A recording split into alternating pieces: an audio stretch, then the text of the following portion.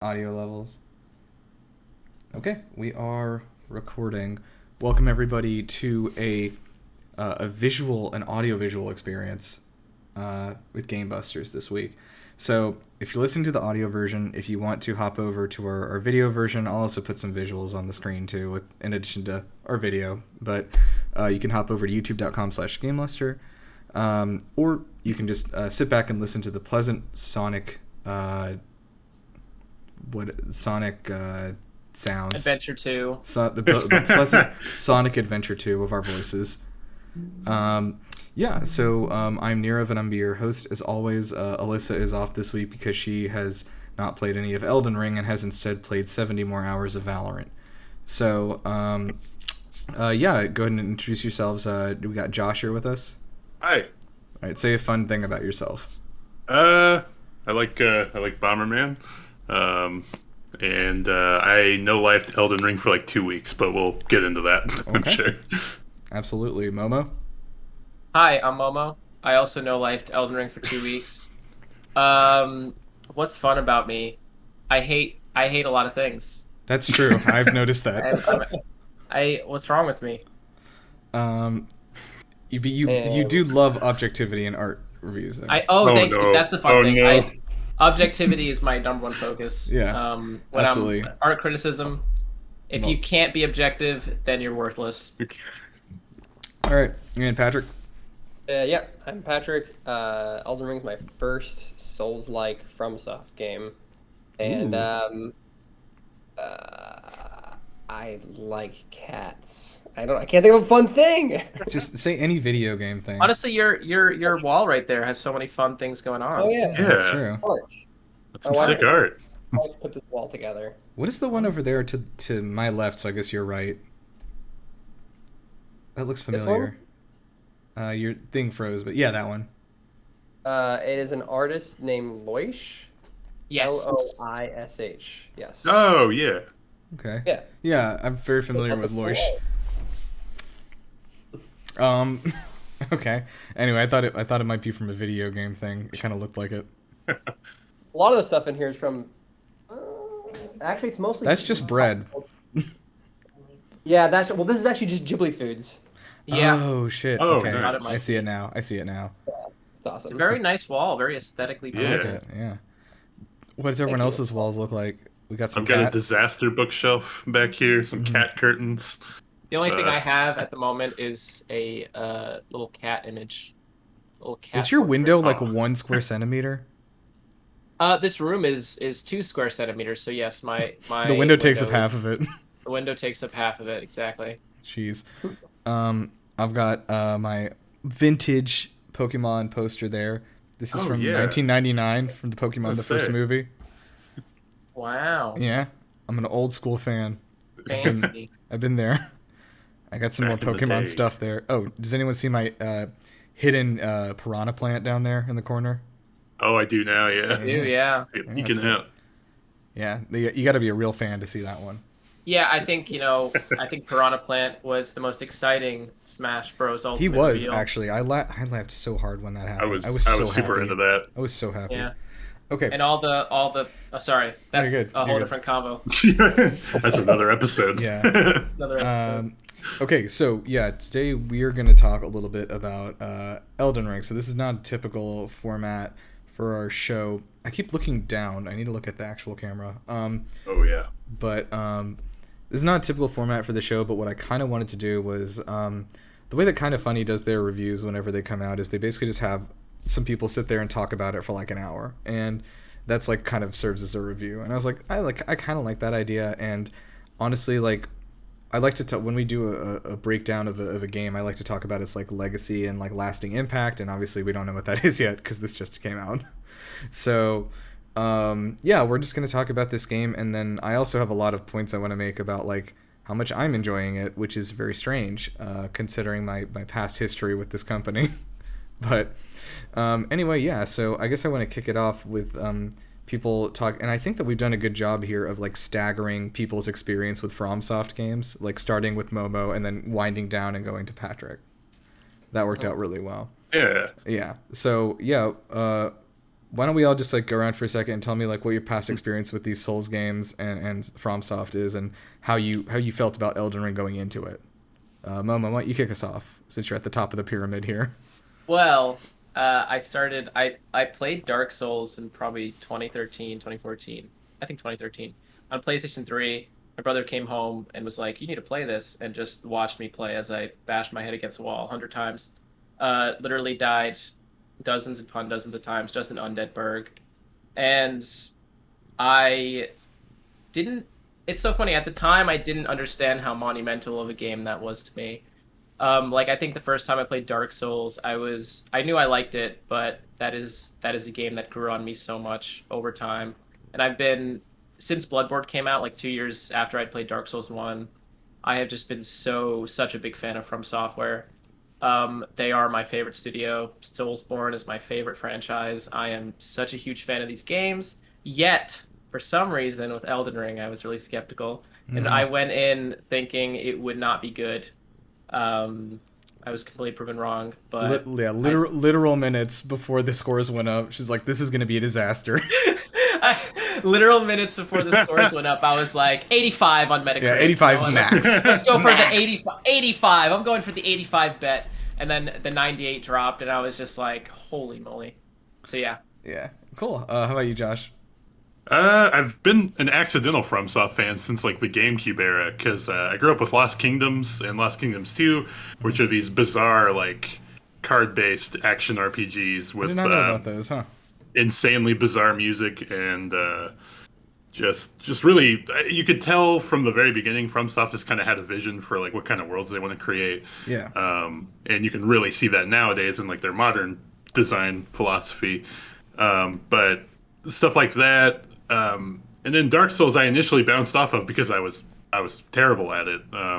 Completely had no idea what I was doing. Didn't know how to approach the series. It really wasn't until Bloodborne came out, which I feel like is a story for a lot of people.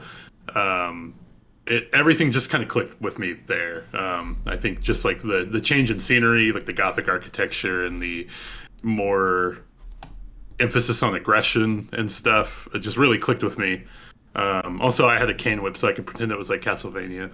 But after that, I went backwards, played Demon Souls, Dark Souls 1 and 2, and then I've just been like a huge fan since.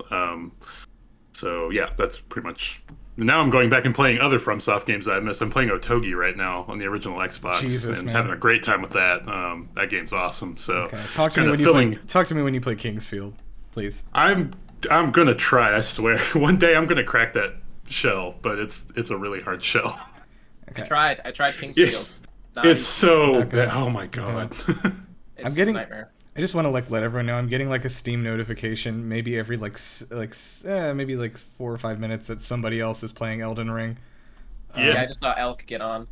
My entire PS5 like friends list is just like Elden Ring, Elden Ring, Elden Ring, Horizon, Elden Ring. We got one Horizon holdout. Holding it down. I think because they beat Elden Ring recently. Oh my god. So yeah, I have I would actually say I have more of like a mixed review history with these games. Like the first Dark Souls I spent a few hours on, and it did not click with me. I actually had some friends on stream with me, like helping me out and like trying to like guide me a little bit, and I just like wasn't a fan of how like it felt very janky, to be honest. I don't know, like, and I know that's your kink, Josh, but butter. Yeah. Yeah, I don't know. It just didn't click with me. And Dark Souls 3, I think I liked a little bit better. It felt a little bit smoother and stuff. But, like, I very famously spent nearly 5 hours fighting the tutorial boss over the course of 3 days after watching, like, lots of help videos and stuff. And then, like, when I finally beat it, I was like, I felt nothing. I was like, I don't like this. I don't like this game. I feel nothing. And I kept on with it for, like, another 2 hours. And then by the time I got to, like, the next major boss, I was just like, I don't care about this enough to put in the effort to learn it. And the same thing effectively happened with Bloodborne, where like I hit a wall with the cleric beast after a few hours, and I just like didn't care about the game enough to try to like get better at it. I was like, I'm not super interested in this. But I got super into Sekiro, and I was playing on PC, so I used like a little mod to basically what I did was I gave myself the full 10 healing flasks from the start of the game, and then I just kind of played it like normal from there. So I kind of gave myself a little handicap basically, and that was very helpful because I was able to like get into it a little more, and like I wasn't dying immediately over and over again. I was able to like kind of learn and strategize, and I loved it. I've spent 35 hours on Sekiro, and I even started a fresh save file with no mods, and I got all the way through the Hirata estate and up through like is it Genichiro, the guy on the roof? I think Ashina. I think. Yeah. Ashina? Yeah. I got through that guy on the It's roof. Genichiro. Yeah, even without Nice. yeah, like I did like a fresh save file and got through there, and I was like, I really enjoy this game. And and I played the Demon Souls remake also for like 7 to 8 hours, but that was very aggravating because I got to the Tower Knight, and I don't know if people remember this, but like there's like you have to basically jog across the entire like dragon bridge each time that you die, and that was like a half-hour process for me trying to get through that each time. And then I went to GameStop and I said, take this from me. So yeah, I'll say mixed reviews, but yeah, we'll talk about it in a bit here. But like I'm loving Elden Ring. I think I already actually like it more than Sekiro, which I already loved. So this is like, I just want to be upfront about this because I was a convicted like Souls hater, and I've been converted slightly. So maybe you can too, viewer. All right, and yeah, Patrick. Yeah, so as I kind of alluded to previously, this is my first ever FromSoft or Souls-like game, and I've obviously seen them all before. Anytime a new one comes out, I hear about it, I see the good reviews, I see everyone talking about it, and they never really interested me. Like whenever I'd be pitched on the game, someone talk about like, oh yeah, it's so fun, it's so hard, you'll just be like trying the same boss for hours, and I'm like, that doesn't sound fun. That doesn't sound fun to me. I'm good. Like I'm wicked good. I don't want to do that. And then so that from like the actual gameplay side of things, it never really interested me or appealed to me in any capacity. And then from the art side, I don't like that kind of like super dark games. Like I love freaking Mario and Zelda. Like I love fun, colorful games. I don't love a lot of like kind of dark games. So like I visually had watched the trailers for the games and I'm like, doesn't do a whole lot for me. Sekiro was actually the first one that actually appealed to me, and I bought it, but did not play it because I was worried about it being really hard and frustrating. It is. So, I mean, that's part of it. Yeah. So like when Elden Ring was coming up and everyone was super hyped for it, so I'm a Song of Ice and Fire fan, so I like George's stuff. So hearing that he was doing the lore for it, I'm like, that's cool, I guess, but I don't play these games. So everyone was like crazy hyped for Elden Ring for years, and I was never part of the hype bandwagon at all. So when it got a release date and as coming up to it in 2022, I had my whole like gaming calendar mapped out for what I was planning on playing this year, and Elden Ring was nowhere on it. I had no interest. But like in the week lead up to the release, and everyone talking about it, and like Momo talking about it, and everyone talking about it, and the channel getting hyped for it, and seeing the reviews, I was like, all right, I'll dive in, whatever. So I pre-ordered it like 2 hours before launch, and freaking love it. Did everyone get the good pre-order bonus, which was nothing? What? Yeah, whatever. No horse armor, no nothing. No horse armor. I was At least we know Todd Howard would do something, right? Like Yeah. that's something. He That's would've why given- Blessed us. He would have given us horse armor for our spaceship. our spaceship. Yeah. Yeah, so basically, I guess I kind of want to like get into the start of like, what was like your first impression with starting the game? I guess I'll kick us off so we can kind of get going. But so I very famously, I think as is famous now, I did not go in the tutorial pit at the beginning because Me neither. okay, right. That's the thing is like I've played these games before, right? There's a ghost man sitting there at the beginning, and he's like, get in the pit and learn, and I'm like, no, you're lying to me, like everyone else in these games. And so I like very purposefully didn't go in the pit, and I just like walked outside, and I figured everything out basically, and mostly by way of the chat in the in our channel here. But like, man, I don't know. I'm still mixed feelings about the tutorial. Like, they did put a glowing ghost man and basically like a neon sign pointing down that said tutorial here, but I just didn't trust the sign, you know what I mean? I don't trust him. But I got out into the open world and like it was really gorgeous first sight, of course. You see like who was it that posted that thing about like how well like they like use the rule of thirds thing? That was DC, yeah. I was like really impressed because like they really nailed that like rule of thirds thing here, like in both directions of like each piece of the screen has something significant, tells you like where to go and stuff like that just by where it is. And when we get a little bit deeper into that, like which I think I refer to usually as pathing in a game, basically like the game urging you to go this way or that way without you realizing it, you know. And I think that is one of this game's like absolute strengths. But yeah, I saw the tree sentinel. I don't know about you guys. I did not try to fight him. I was like, I'm just gonna go around. Absolutely not today. Nope, I spent way too long. I may have tried against the wall. I may have tried a couple times before he filtered me, and I was like, work, "Oh yeah, I should go." I tried like a dozen times. Right. So the reason he's there, like, of course, is because he is too hard. It's to teach you the lesson right away that if the fight is too hard, you can just leave. Yeah, because the whole series up to that point wasn't about that. It's very linear. If you were stuck at a boss, you were stuck at a boss. And the only option you really had was, if you were lucky, you were at a point in the game where there was some sort of alternate path, which was not often. It was maybe like 20% of the time. But most of the time, if you were stuck at a boss, either you kept bashing your head against the wall or you went back and farmed. Yeah. So it was definitely like, I think it was so intentional that, you know, Miyazaki and the team at FromSoft knew, hey, we need to establish this immediately, that this is not the same. Yeah, and like it's cool because I like this is a good compromise between like not reducing the challenge of the game but like making it less aggravating, basically. But yeah, like so I don't know, I found my way to the church, obviously, and you know, like everybody else, I got the horse and all that. But I don't know, what were you guys' first thoughts stepping out into the world and looking at it? Like, I mean, did you get that Breath of the Wild moment? I did not get the wild moment. Oh, no?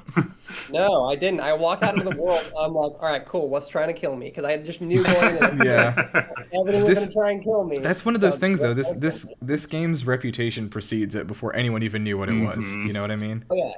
So as soon as I saw the tree sentinel, I was like, nope, not that guy. And I walked around him and went to the church. So then I went to the church, and then from there, I didn't realize. So Momo and I had this whole back and forth, but I realized later about the whole like yellow path from the points of grace, because I didn't know what that was on the map. I showed like yellow, the little yellow thing. I was like, I don't know what this is, and I just wandered for hours. I total wandering, and I was like, I don't know where to go. Momo was telling me like, oh, you have to go like follow the arrow. I'm like, there's no arrow. What are you talking about? And then we eventually I was like, oh, the little yellow like stream coming off the point like of grace. A golden stream. Yeah. I was just very confused. And then I found out again hours later that I skipped the tutorial. So I fast traveled back to the cave and then did the tutorial. I'm like, oh, there's some helpful stuff in here. I didn't know there was stealth in this. Okay, so I also didn't realize those were arrows, and I think it's just this thing where like I've been like so desensitized to like environmental pathing like that like there's a literal like glowing golden arrow hanging in the sky pointing, and I'm like, that's probably nothing. You know? I mean, especially coming off of Horizon, which like I was playing Horizon at the same time. Yeah. Like Horizon holds your hand to everything, so I just like subtlety is totally lost on me when I was playing this game. Yeah, I really like the grace guidance system, because on one hand it is sort of telling you, hey, go here, there's something here, it's nudging you in that direction, and it's really interesting because it nudges you in ways that I didn't expect. There are certain moments in the game that like, 'cause I don't typically like following it because like I already kind of understand the structure and I just want to play and do what I want. There was a moment in the game where I found a new grace and it was nudging me in a very specific direction, one that I would not have went, and I saw that it led me to one of my favorite moments in the whole game. Ooh. So I think that's super interesting of how like it's so easily ignorable, it's not in your face, and I really, really appreciate that, especially in the context of other open world games I've played. Yeah. It's great. I still haven't used it much, to be honest. Like I've seen it and go, okay, so the game wants me to go that direction, but I'm not going to do that.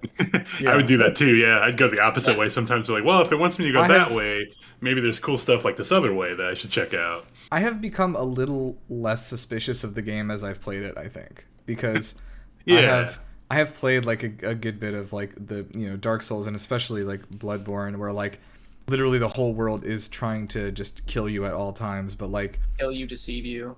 yeah, Hmm. Yeah. right. It's like you knock on a door and an NPC is like, "Oh, I lost my lantern and my son's got it. He's down in the sewers." And you go down and her son is like a 7 foot tall bird man with 3 arms, right?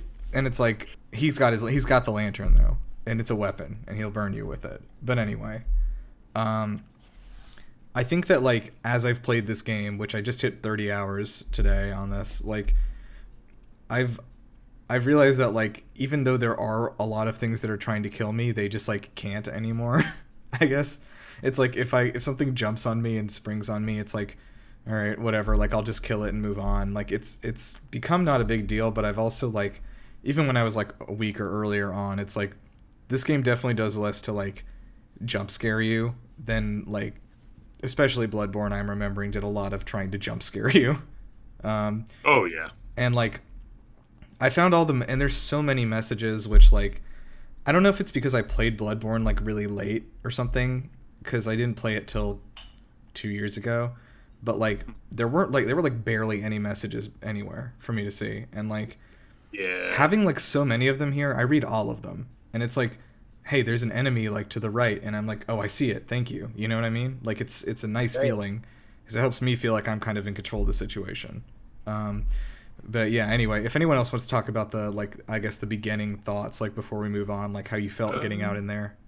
Yeah, I kind of had the Breath of the Wild moment when I stepped on the Limgrave for the first time, but it was mostly because I think I was coming off of the other like Souls games and stuff, and they are a lot more condensed and I don't want to say linear for lack of a better word. It's like more directed, I guess. And so just kind of stepping out and seeing the scale of everything for the first time, and just being like, I can go all these. Are you kidding me? I can go all these places, and it just like it kind of like fucked me up for a minute because I genuinely didn't know where to go, and I actually missed that first church the first time because I just like a just a child. I was just like, I guess I'll just go where that guy is over there, and then it was like the tree sentinel, and then like I just walked Oh past him no, the that's other the way. tree sentinel again. I'm back. Yeah, like oh, it's that guy again.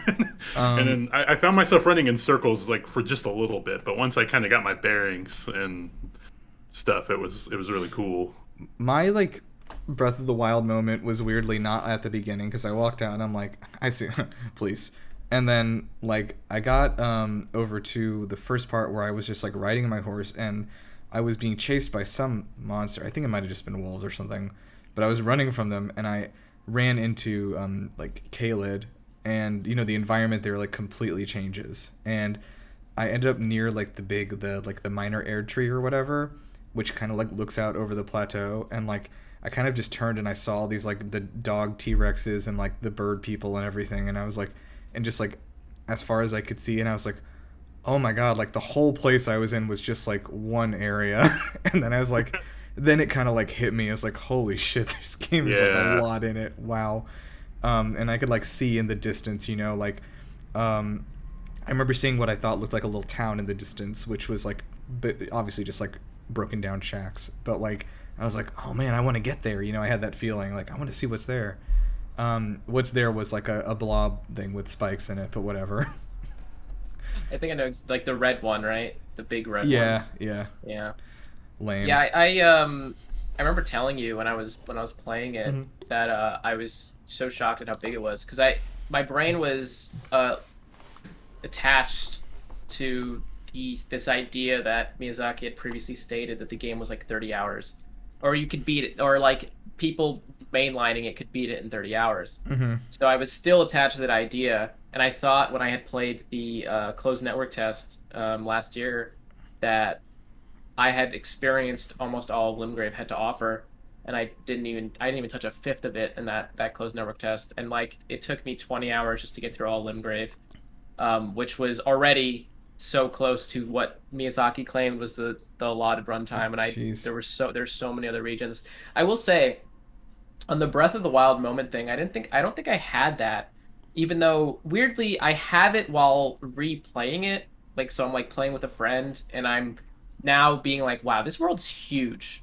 But when I when I played it, I didn't have that, and I think that largely has to do with the way the terrain is structured, because Breath of the Wild is very intentionally like this giant oval of a map. Hmm. So like you're in one spot and you just every direction you look, there's just endless. Yeah, Like it's yeah. it's it's it does not end. Whereas think this game is like, although obviously you can go whatever direction you want, there's a path. Like there's an arc in the world. You know, you go this way Yeah. and then this way and then this way. The only Hmm. thing is like you can go off to the right to go to Caelid, but once you do Caelid, you are still going that linear path. It's still Hmm. structured in the way Soulsborne is, except for instead of like always it's these giant open areas. So I didn't have that Breath of the Wild moment, but I think the closest was when you get past Stormvale and you see the lake.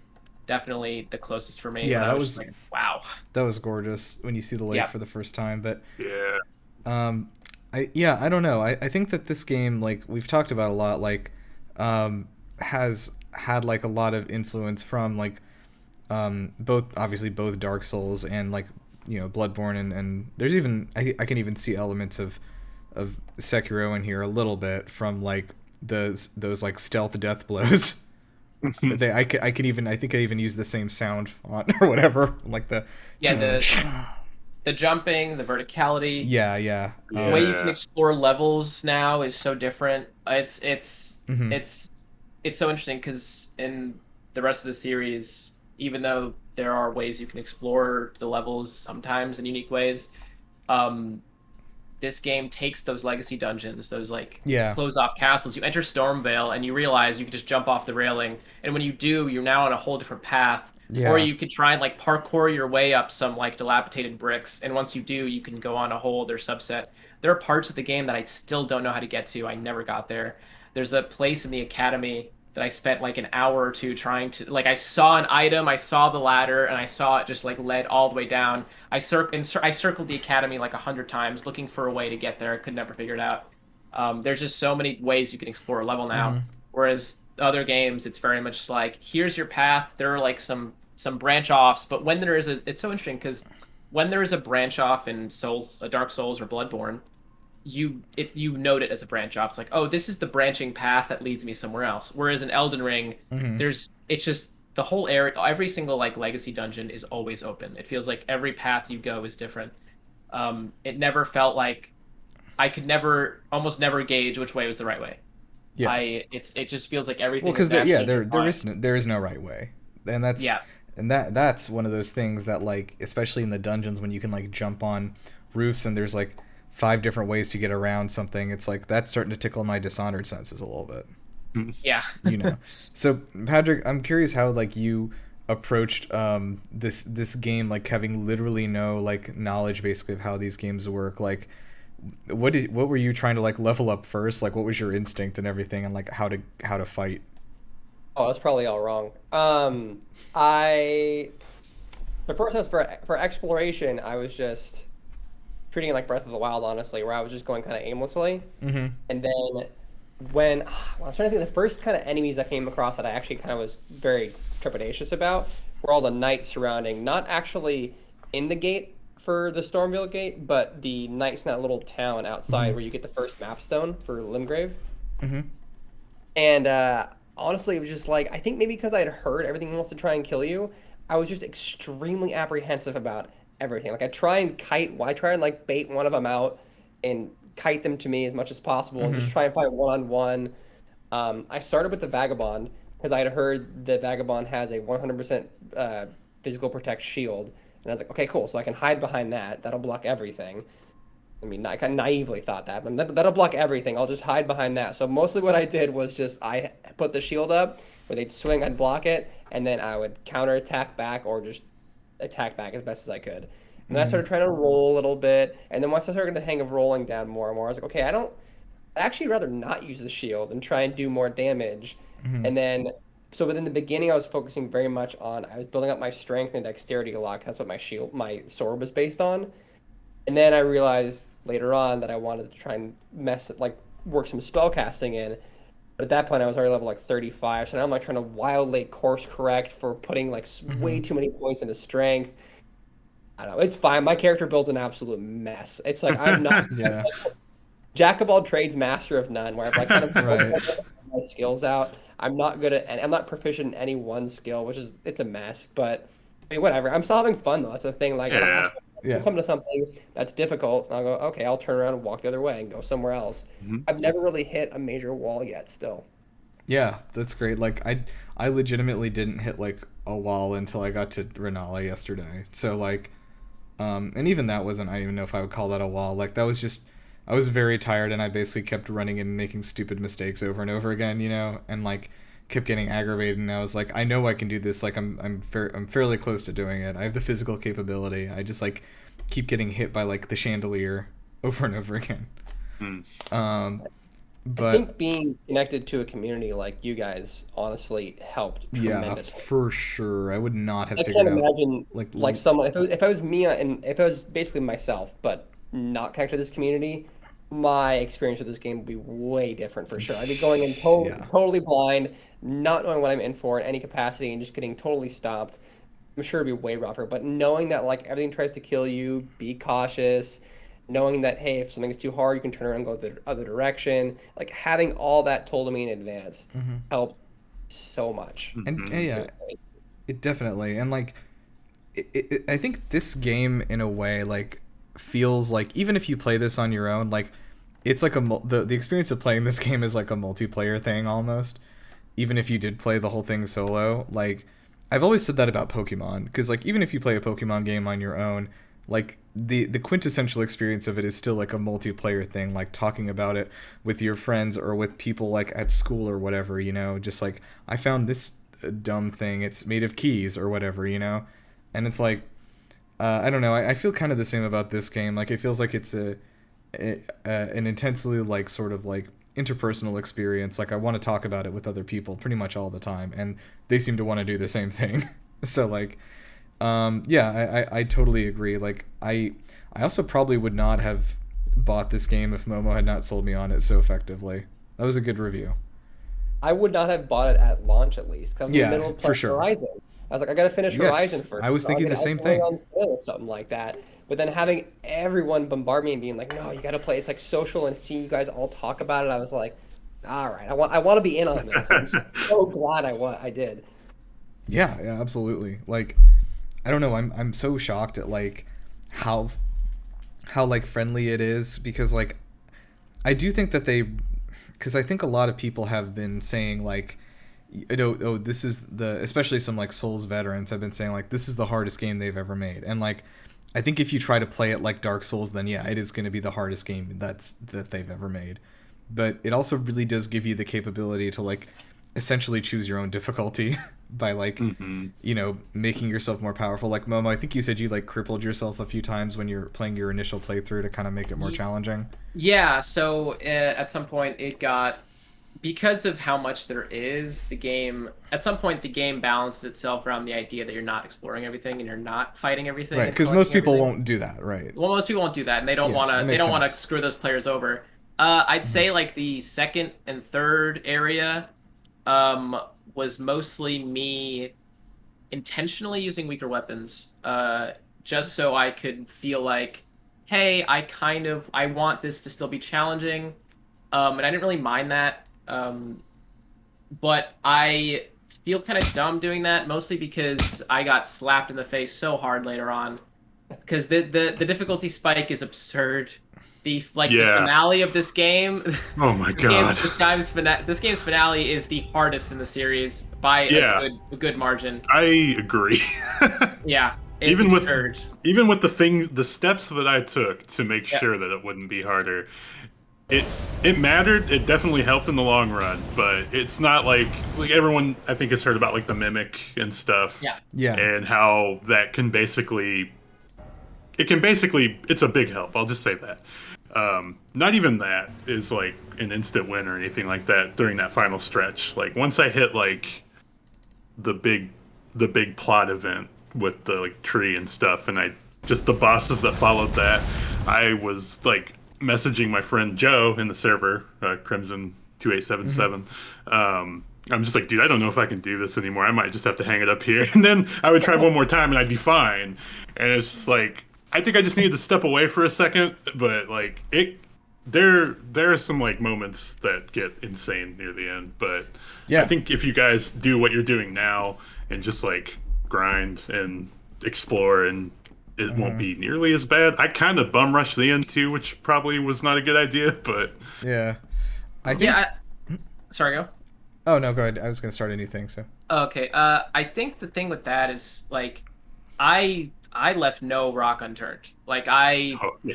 I did not miss anything. At least I don't think I did. I tried to find as much as possible. I was so thorough, absurdly thorough, to the point where my playtime is inflated more than I think anyone else in the server right now. Yeah, And even then, at the end, at that final stretch, the last two areas of the game, oh my god, Yeah. unbelievably hard. Like there's one boss that I remember yelling about. It took me like 4 or 5 hours over the course of 100 tries. So I which tried is- that boss, by the way, and Oh, did she owned me so hard that I just like shut the game off. I was just like, I think I'm good. I'm gonna probably try again because I think I'm addicted because I'm having like withdrawal symptoms when I'm playing Otogi, and so I'm you like, beat the game, right? yeah, 70 hours is when I cleared. Okay. And I had hit credits first, and I was like, I'm gonna try that boss everybody's talking about, and then I stopped trying after a couple times. Yeah, that boss destroyed me. I think one thing that really helped with that boss though was that although that area is super frustrating, there's so many enemies in that area that made me really mad, and the Oh my God, design yeah. is so frustrating. Yeah. The fact that the whole game is pretty chill up until that point really helped because I think Yeah. like it's about your will, and if my will is broken when I get to the hardest boss in the game, I'm gonna just completely break. Yeah. Because I was like so like I had a pretty strong fortitude up to that point. 'Cause Yeah. the bosses before that boss are fine, like they're not super hard. But then I was completely taken aback by how much they just turn. And there's the semifinal boss as well. Is very evil, very Oh very my evil. God. Yeah. I was feeling electric after hitting credits and stuff. I was like, I did it. I'm unstoppable. I'm gonna take on those optional bosses now. And then very quickly I was humbled. I remember that sensation happened to me with God of War because I like finished the game and I was like, I'm unstoppable, and I went to do one of the Valkyries and just got my ass handed to me. Yeah, the Valkyrie Queen is like one of the hardest bosses I've ever fought. Yeah, I think You were I've also heard playing that. on the hardest difficulty. Yes. though. Yeah, Of you were course. also playing on that. I think to be fair though, I think even on normal, No, like, even the on average normal, player that would Valkyrie still is like see that as like ridiculously one of the hard, hardest, like one of the hardest they've ever bosses fought, I've yeah. ever fought. Yeah, Yeah. like It was a hard fight, but it was very satisfying to finish. yeah, yeah. I'm gonna have to play God of War now. Damn it. Yeah, you probably should, dude. That's very enticing. It's been out for a little while. Yeah, play it if you played it, Jarsh. If you beat it on the hardest difficulty, I You will. won't. That's not an insult. Like it's Yeah, just like no, not- It took me 3 years. I was very excited when I finally beat it. It's a Oh, nightmare. did you ever actually finish the Yes. Final Valkyrie on God of War? Yeah, I finished you it did, all. okay. It's so funny. They give you like in game. They give you a shield. They give you 2 shields for beating the game on the hardest difficulty. I was very happy about that. Oh, that's But yeah, fine. I really wish they had a trophy or something because that would have been like my Ooh, that'd my be golden nice. my Yeah. golden ticket right there. As long as it's like a separate trophy that doesn't affect the platinum. Yeah, then- exactly. I would have. That's what I hope they do with Ragnarok, where it's just like same exact thing, but just it's because they did that with Astro's Playroom. They have the platinum trophies, and then they have like the Oh, separate. the speed run ones below. Yeah, the it. speedrun Yeah. ones. Yeah, That's the way to do it. They should do that. that's the way to do it. That's for cool. Sure. So yeah, I was gonna say like I like how aimless this game is, and I know it doesn't work for everybody, but like, Breath of the Wild is like one of my favorite games of all time, and like, I think like we were talking about earlier today, like the Bethesda games kind of follow a similar path to a lesser extent, but like in Skyrim or like in any of the Fallout games, like the second you walk out into the world, you can go anywhere, and the story will basically bend around wherever you go to make it make sense. Like, which I love that. And like, I think the way they compensate for that in Breath of the Wild is that there's just not much of a story, which is fine. I think it worked fine for that game to not have too intense of a story, really. But like in games like Skyrim, for example, like if you come out of the tutorial part with the dragon and everything, you come out of the dungeon. They tell you where to go. They tell you, oh, there's my uncle has a shop down in like what is it? What is the river town called? Who knows? Who cares? There's a town by the river, and they tell you go down this path. But you also can go to any of the cities in the entire world and do basically the story changes, and it's like, okay, so you actually like found out that the dragons have returned, and your character chose to go to this kingdom instead, like to Windhelm, and let that Jarl know first. And it's like, oh wow, like I'm surprised like you came here, but like now the story is changing to fit this narrative that like you are you've come to the Jarl of Windhelm first, and then in Whiterun, if you go there later, who's normally the first guy you meet, they're like, a little more hostile towards you because they don't know you and stuff like that, etc. What I'm kind of getting at. Horizon Forbidden West actually does a really good job of that. Oh, really? Okay. Yeah, like, and it's like the details are like minute enough where you can go to a location. Like I just find some like random like fort or something like that, and like an hour later I'll go to the story and someone will mention that fort, and Aloy actually has a recorded voice line. She goes, "Oh, I saw that earlier. I was just over there. I didn't see anyone there that you're looking for." And I get that. Order of operations for quests, and they have a ton of extra recorded dialogue depending on what you have or haven't done before certain quests in Horizon Forbidden West. So I would agree that I've never seen in a game before. Yeah. I remember Horizon Zero Dawn did something like that, where if you play the DLC before finishing the game, the whole finale's dialogue will change. Interesting. Yeah. Wow. So there's actually a hidden thing in Fallout 4 I don't think they told anybody about, where if you do the Nuka World quest and you become the raider overboss and you create a raider army, but you do it before you do the main story, you can actually there's actually an entire new main story for the entire rest of the game, where you can come back to the Commonwealth with the raider army and raise the entire world. You can destroy and kill everybody and destroy each settlement like one by one, and then basically stand over the rubble and like declare the end of the world, and that can be your ending. Dude, what? Yeah. Wow. Like a lot of people don't know that. Like, because like if you go, and especially this is really interesting, if you go to Nuka World, like if you never talk to Preston at the beginning about the Minutemen, and you just go past him and you get to Nuka World and you become the raider overboss and come back, like Preston has like hours and hours of new dialogue of like you being his sworn enemy and the two of you like having to fight to kill each other, leading like opposing armies against each other. It's so fascinating. Really cool. Anyway, but what I was going to get at for this game is that like Elden Ring kind of skirts around that and does the same thing without putting in the same kind of legwork, because like so much of the story is like environmental in nature, and it works like really well for this kind of game. Like, and I think Zelda also benefited from that too. But like, I mean, I think that I think I saw some memes of this too, of like in Elden Ring, like right when you walk out of the front gate, there's just like a prompt that says "Destroy Ganon," like, that's like exactly how I felt. I was like, because like basically the thing is like you walk out of that gate and it's like gather the fragments of the Elden Ring, and that's it. Like you don't get any more help, and it's like I love that. I just felt like it didn't feel aimless to me. It felt like I literally get to choose my own path, because there have to be like so many different ways to do this. Like I'm so excited to see what my path is and figure out what my story is, because my story is not going to be like anyone else's who plays this game, which is I love so much. It's not aimless. It's freedom. It's liberation. You're liberated. That's kind of what I was about to say. What I really appreciate about this game, which not even Breath of the Wild did, was that there are no side quests. There are no objectives. There's nothing told to you. You're not informed of anything you have to do, and even when you're told through dialogue, it's not actually. There's no nudge. There's really no nudging.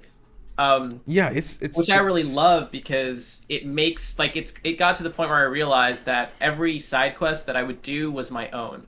Like if I mark something on the map because I want to explore that later, or if I found a locked door and I wanted to go back to it, or if I saw a little part of the map, like there's this section of Caelid where you see something and you just genuinely don't know how to get there. I spent like an hour trying to figure out how to get there. I ended up getting there later, but it was just like that is a quest that I want to figure out in the future, which no other open world game like successfully accomplishes. Like, and I had to keep notes. Like, I had to open my notepad on my phone and write all these little things down of like where I needed to go and what I needed to do. And even after I beat the game, my notepad was like sprawling with stuff.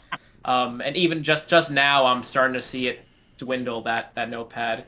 Yeah, like But it's just I can't think of another open world game that really does that. Like, because it's not even that it's like eradicated the idea of quests. It's just that like it is reduced them to their most simplest their like simplest form, and been like all the other stuff that you thought video game quests needed was extraneous the whole time. Yeah. You know what I mean? I saw someone else say something that it's like in most video games, the entire story revolves around you, and you are the one pushing the story forward. And in Elden Ring, the story is just happening. Yeah. You're a character in that world, but the story is just happening, and whether or not you want to participate in the story is entirely on you. So if you want to like help rescue this cat, like protect this castle or whatever, you can do that. But you could also just not interact with any of those characters, and they'll still do their thing, really. So like you can have as much or as little story as you want. Yeah. So I that didn't fully understand that at first. Yeah. So like I'd meet characters in the world, and I kind of thought the story was just nonsense. So I met some guy in a bush talking to me. He was like yelling some crazy stuff at me, and I was like, "Okay, bye," and I just left. And then the problem is, like, hours later, I heard from other people being like, "Oh yeah, I'm taking notes. Like, anytime someone mentions anything, you write it down." And I was like, "Oh, I have not been doing that." I've been spoken to so I didn't either. no, I didn't. I don't remember anything that I've been told. So now I'm wondering how many different like side things I've missed because I just forgot. Yeah, but it's like one of those things where it's like there's no quest to like check off on a list though. You know, it's like. Oh, I did every quest. That doesn't mean anything in this game. Yeah. You know? No, yeah. And like that's one of those things, because that has gotten me before. Like I remember Fallout 3 specifically, when I finished the game, I pulled up a guide, and I was like, I want to do every quest in this game. So I just looked at a list of them, and it's like, all right, let me go here, do this one, here, this one. That's not something you're going to like do with this game. You know what I mean? Like it's either going to happen organically or it's just not. And I think that's really cool. And I think it also does allow for a lot of room and freedom for like future playthroughs too.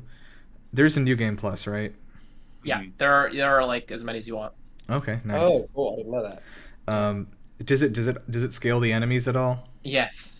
Okay. Oh yeah. Jesus. So the thing with New Game Plus with Souls is that not only are the enemies scaled up, but the your stats get capped at some point. So the game just gets harder and you stay weaker. So if you ever want to do New Game Plus, you will find yourself in a tough spot. That is why I'm keeping my game at standard before the DLC comes out, because I do not want to play that DLC on New Game Plus. Yes. Because I will die every time. These games are notorious for the DLC being the hardest part. Always, I tried to do. I'm not ready. I tried to do the old hunters on like a New Game Plus 3 guy because he was the character I loved, and I put so much time into. I'm like, oh, duh, I'm going to do the DLC with this guy, and I got to Ludwig, and it was Ludwig, like the worst. I've heard Ludwig on New Game Plus for people was not good. Like people just could not handle it.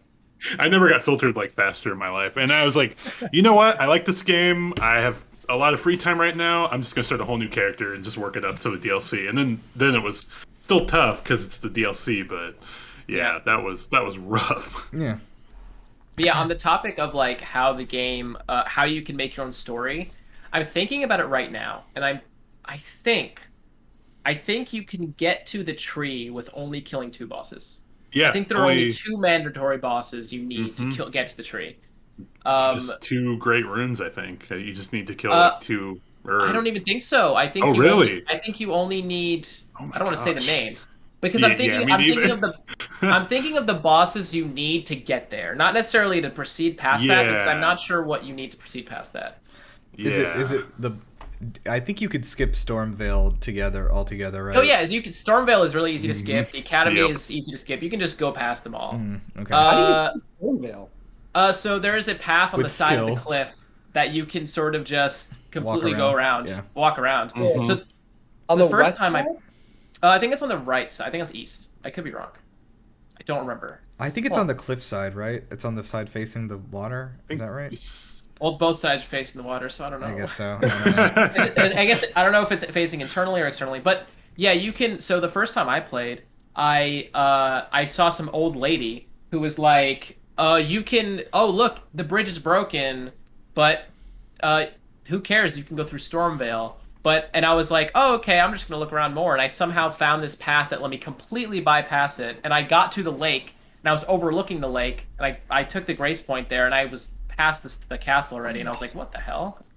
I saw that. I've seen that old lady before. I know exactly Yeah. what you're talking about, and I've jumped around that area before, but I didn't know I could go anywhere, so I just left. Oh, I could be wrong, but it might be on the west. It might be on the west side, maybe. But there is Oh, I know definitely exactly what you're talking about. It's the east side, because that's where there's a broken bridge, like just east of. I know Yes. exactly what you're talking about. yes, Yeah. but I'm not sure where the path is. I'm not sure where the Oh, secret I path see. is. Yeah. Okay. And you can the academy, you can just go past it, and then in the lake, the grand lift is what blocks you, but there is also a path through there, a secret path to get to the third area, and then I'm not sure if there is a way to get through the tree easily, because do you I don't know, yeah, I don't know about that, but you can get to the tree. Also, another thing I love is that tree is always in your view. That is Yes. the goal, that is your objective. It's huge, it's so massive, it's Yeah. overlooking you. That All is those messages at the beginning where it's just like, look up, and it's like, oh shit. okay. So like yeah, on the like natural waypoints, one thing that like I think is understated almost about New Vegas and like how intelligent that map design is in Fallout New Vegas is that right from the start, the first day that you are in Good Springs, if you follow the first prompt is to tell you to walk up to the graveyard, which is on a cliff there. And from there, you can see the Lucky 38 Tower in the center of New Vegas. And you can see it from anywhere on the map at any time. And at night, it lights up like neon. My cat is biting me. Yeah, wanna New get- Vegas. Don't talk about on. New Vegas. I want to play it again. Hold on. I'm Well, gonna get okay. my spell of cat protection, which is a water bottle. My naive brain, and I don't know when Fallout 3 came out and when Fallout New Vegas came out, but I 100% of Fallout 3, all the DLC, everything like that. And then when New Vegas hit, I was like, it just looks like more Fallout 3. I don't need to play this. And then everyone since then has been like, it's the best Fallout game. I was like, crap. That one has Yeah. held up immaculately too. has. I like replayed it a couple I years think ago, both. and it was I just, think both of them hold up extremely well. Just I like 3 too. New Vegas is just like a better game, but but like yeah. Anyway, not to get like too off topic, but like yeah, I loved that idea of like no matter because it took me like 5 or 6 in-game days basically to get to New Vegas, which I not even by quest really, but just like was somewhere I knew I needed to go because there was this big fucking like beacon there, and I was like, I have to see what's there. Like that's got to be something, right? And yeah, I don't know. I love that idea. And Zelda even does sort of a similar thing because it starts you off right away and you can see the castle. Like Ganon is there and you can run directly to it. Like I would love if in Elden Ring like you could like get directly there without doing anything else to the tree. That'd be hilarious. I mean, Yeah, I haven't watched the speedrunners yet, but what are they doing? Or like, I think they're just running through it. yeah. Because like you can get past Stormvale, you can get past the Academy, you can get up through Atlas Plateau. I don't know what they do with the tree. Not sure about that because I beat all the bosses up to that point. I wasn't sure what the requirements were for that part of the game, so I'm not sure. But I lost my train of thought. Shit. About getting to the tree before doing anything. Like, like in Zelda, like, you can famously just get off the plateau and go straight to Ganon, like, with no clothes and fight him with the broom. Like you said, I was just gonna say, the castle is so, like, I love the way they handle the castle in Breath of the Wild, because I put, like, 50 hours in that game, I haven't even beaten it, and I've never even come close. Like, I've never bothered, because, like, it's so ominous and threatening. Like, I know it's so well designed because you can get right there. It's right in front of you. I've had such a clear path there so many times, and I've just kind of said, no, I'm not doing that right now. It's not worth it. You should keep playing that. The inside of the Yeah. castle is like fucking scary. It's like Oh my Bloodborne god, in there. yeah. It's so weird too. Like they really let Yeah. they really let it feel demonic in there. Yeah, I mean that the sequel's first trailer was terrifying. Like it Yeah. actually Yeah, was there's some. genuinely ominous. Oh, I really hope they lean into it. So Yeah. Yeah, but, just like I think like you said, understated, underrated.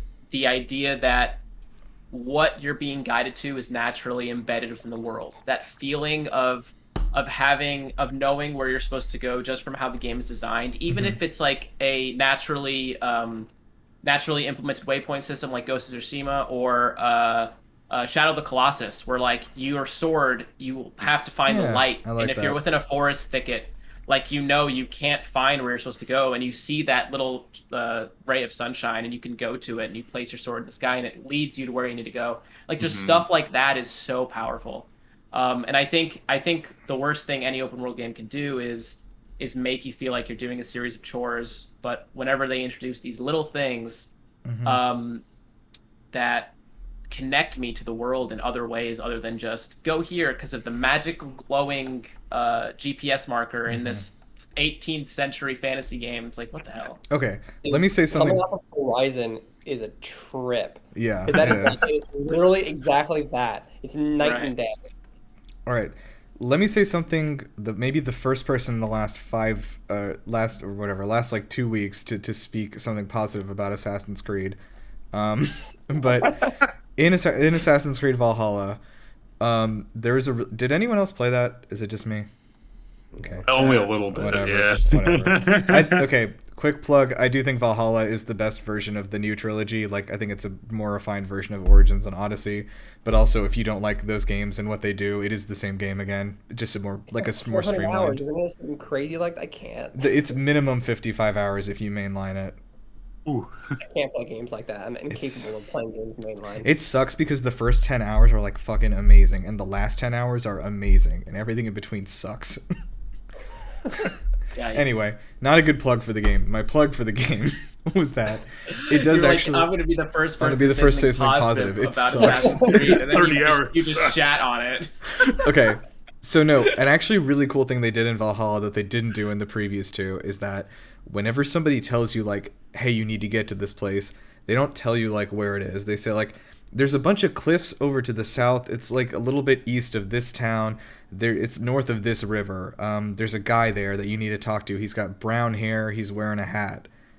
And that's it. Like, you don't get a marker or anything anymore. Like, you just have to look on your map and like really zoom in on it and be like, is it like around here? And you like pinpoint a location and then like try to make your way there and feel it out. I really liked that. That was a good upgrade. It's also so obviously we all are playing Elden Ring right now. I beat Elden Ring a week or so ago, and I started Ghostwire Tokyo, and it has that where it's like you enter a new area, and it's just literally as soon as you do like the Ubisoft Tower thing, it just lights up with side quest markers, and it's just like boop boop, and it's not just on your map; it's like on your screen. So it's just like boop, come here to these side quests, and it's just like it's so funny because I didn't realize how sick of that I was until I played Elden Ring. Yeah. I absolutely It was just so ingrained into my blood of like, this is normal. This is what open world are. And then I'm playing Elden Ring, and I've just been so refreshed by it. And then I go back to a game that's just sort of like generic open world style, and it's just like, oh yeah, this is how it is. This is just the norm. This is the norm. I think Jeff Grubb had a good analogy. I think it was him on Twitter who said it's an open world game versus a map game.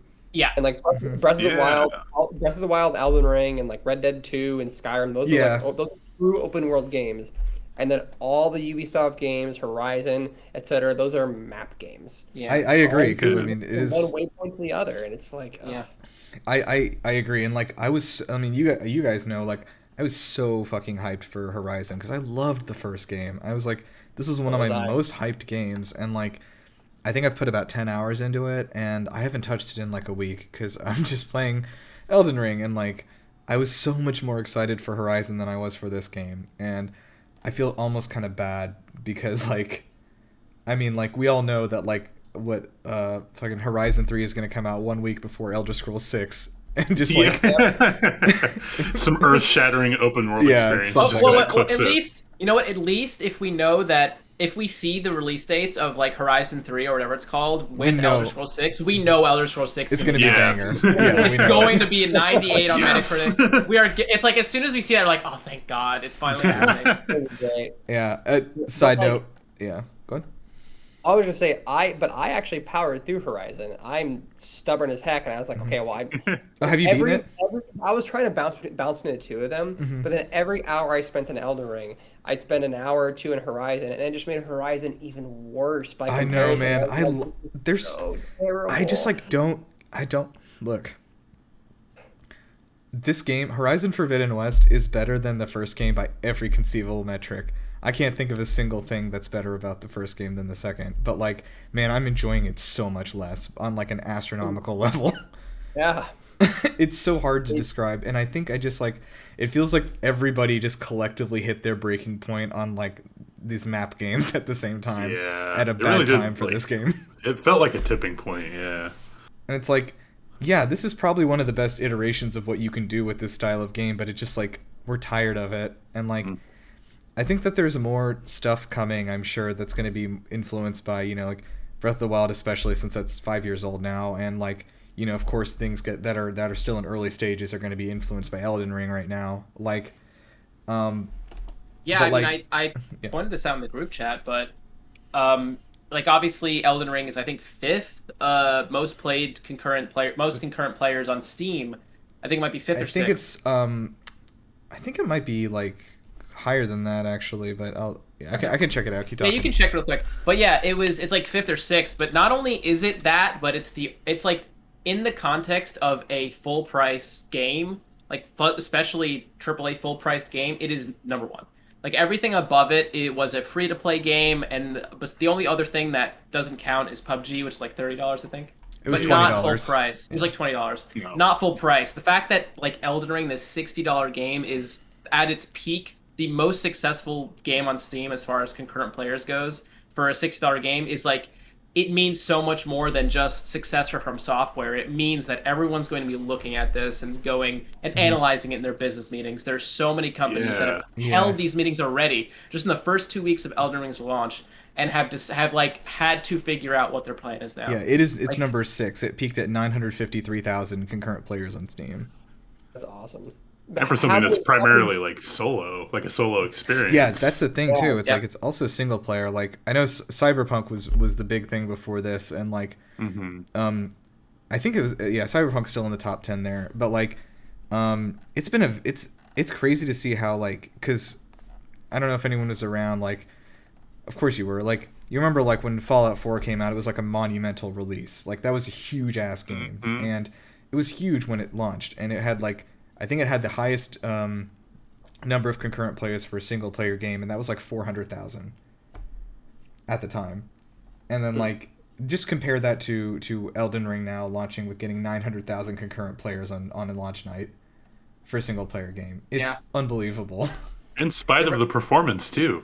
Yeah. The PC performance has been kind of shoddy from what I've heard. It but- has. So yeah, I've been playing on PC also, and like it has gotten better. Nice. Yeah. So when I was out of town last weekend, and when I came back from out of town, it's better. It's not perfect. It is still stuttering a good bit here and there, but it's like patches of stuttering. It's like this one area will be stuttery for like 20 seconds, but it's happening maybe once every 2 or 3 hours. You know what I mean? Oh, yeah. So it's like it's nothing. It's really nothing at this point. But before, man, when the first week of this was like pretty the day miserable. one patch broke it. Yeah, it did. I was playing prior day one patch, and it like the performance was a bit spotty, but that was mostly because of my GPU. And then the day one patch hit, and it was so much worse. I don't know what the hell they did. Definitely clicked something wrong. Did you guys know that game Have a Nice Death came out? No. That roguelike game that's from the Grim Game Reaper Awards? one. Yeah. No. It came out 3 days ago. Wow. Everyone's Elden Ring brain still. Yeah, I haven't. I've been playing like 3 other games right now. Still, all I'm thinking about is Elden Ring. When I'm not Yep. playing those games, I'm just sitting here like, man, Elden Ring. Like, I wonder if we should try that boss again. Oh, Elden Ring. That's like every time. But yeah, didn't Cyberpunk like break records as like the best selling something? What was Yeah, it? it was the most pre-ordered game. Yeah. Okay. Because they, I doubt this. I doubt this broke it because Or Cyberpunk had. it was like the most sales of a game like on the first week or the first day, right? Yeah, something Yeah, like yeah. that. So the point you made about Fallout is that very shortly before Cyberpunk's release, World of Warcraft Shadowlands broke that very record. Yeah, The I remember most that. I remember sales, that. the most sales of a game at day one launch, and then Cyberpunk immediately broke it. I'm sure Elden Ring also probably broke it, considering its concurrent players are more Yeah. than Cyberpunk. So it's so interesting to note this increase, this consistent increase of like single player, well, not WoW obviously, but single player huge AAA games that are just killing it financially, especially after obviously everyone talks about this, but like just 5 or so years after EA said that single player games were dead. It's so interesting to note like how successful these games are. Yeah. Then even like 5 years prior to that, how you'd hear analysts being like, gaming is switching to mobile gaming, no more next gen consoles, it's all mobile gaming now, and gaming's bigger than it's ever been. Yeah, Yeah. And And this launch of Elden Ring is so monumental. Right. Yeah. I mean it's been proven over and over again that those two things can coexist and both have markets that sometimes overlap and sometimes are different, and that's fine. Like, yeah, you are gonna make a lot more money if you for less work basically if you like shit out a mobile game with microtransactions, but like you don't have to do that to make money. You know what I mean? Like you can still make the thing that you want to make. You can still make the art that you want to make, and it can be profitable. A lot of times it isn't, obviously, which is unfortunate, but I mean, like, it just, there's so many good games that, like, you know, definitely don't make it, right? They just kind of like struggle on Steam for like 2 days and then are never seen again. But like, anyway, that's kind of a different conversation, but like, yeah, I don't know, like, I think that I was comparing this to, because you were talking about, like, yes, Dark Souls was huge before this. Like, it was already a big franchise in the public consciousness. If you look at the sales, like, across the 3 games they've sold, including the remaster, actually, so 4 games across, there's 27 million units, which is still good for any franchise. But, like, when you break it down, that's, like, how many is that? Like 7 to 8 million per-ish, you know, just roughly rounding things around, which is still really good. I mean, it's not like, you know, Mario numbers or whatever, but it's still really, really good. But I always felt like Dark Souls was one of those things where the mind share that it occupied was bigger than, like, the sales of it. You know what I meant? Like, it was a thing everybody knew about, but maybe not something that a lot of people were actually doing. And, like, there are some games that are like that, like, and that's why the Souls games have always been really popular for streaming, too, because people love watching that kind of stuff and not having to, like, do it, you know? But when you look at this game, when you look at what Elden Ring has done, like, I mean, I'm really, really excited to see sales on this, because I think they're going to be higher than anybody thinks. But, like, because I literally don't think I know anybody with a system that's capable of playing Elden Ring that doesn't have it now. Like, even just my casual friends, like, in real life, like, one of my like, actually several of my friends have been just playing, like, the one I was texting earlier about, like, fighting Renala and stuff. Like, she's, like, never played one of these Souls games before, and she's just, like, blasting through it and, like, loving it, you know, and just like, oh yeah, like, she was like, oh yeah, like, I heard George R.R. Martin wrote it and, like, everyone was talking about it, so I bought it. And it's like, yeah, like, I think that's happening to a lot of people. Like, yeah, I mean, if you told me a month ago that you would be playing Elden Ring, like, especially as far as you got into, and not only that, but like everyone that is playing it right now on the DT server, all these people who like who have always been watching like me and DC, you DC and Big John and Big John talk about the holy trinity of Dark Souls. So many years, I would have never predicted how many people would have jumped into this. Like, it's and insane. Are loving it too. And yes, that's the thing. Yeah, it's like, I haven't seen anybody, like, of course there's like these like the, you know, the Steam reviews of like, oh, this is too hard, I refunded, it sucks, you know. It's like, I think that's just like not happening really, you know what I mean? It's like such a small number of people. Approachability. It's really approachable. Yeah, absolutely. It's the whole philosophy, because like Dark Souls, Demon Souls, the way they're designed, what they intend to make you feel is hopeless. Like they beat it into your face. Like they make you feel like shit, and that's the point. It's not just a hard game, and I think that's like the big difference that people need to note. Yeah. Is that the atmosphere is so dreary. Like Dark Souls is a colorless, awful, dead world with no hope, no life. You are just not at all like Yeah. the fun is the antithesis of this game. Even though it's also so fun to me, but that's a Yeah. different story. With Elden Ring, it's like you immediately go into this super colorful world. You see goats rolling around, like all these cute little animals. It feels so full of life. Yes, This the rolling giant goats tree are is good. just is this giant tree. It acts like a second sun. It's so like just the way it makes you feel is so different, and the design I around think liberation. you Sorry, go. totally hit the nail on the head with the word hopeless, because that's Yeah. absolutely what it is. I couldn't figure out what it was, but like I have not at any point in this game felt hopeless. Like even when I said I was running up against kind of a wall with Renala, there was like no point at which I was like not certain I could beat this.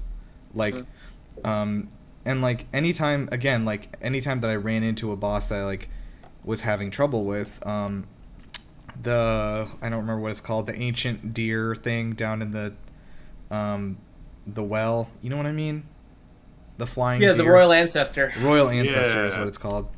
Yeah. I was running up against that and like kind of beating my head against a brick wall when I got there at first, because I was pretty low leveled, and like, but like right when I started to like be like angry about it, I was like, I can just go. I don't need to do this, you know? Yeah. And I did. Yeah. And I was just like, and then when I came back to it, which was yesterday, I happened upon it. I was like, oh, I never did this, and I just went in. And I just like fucking cremated this guy, like just like melted to ashes in front of me.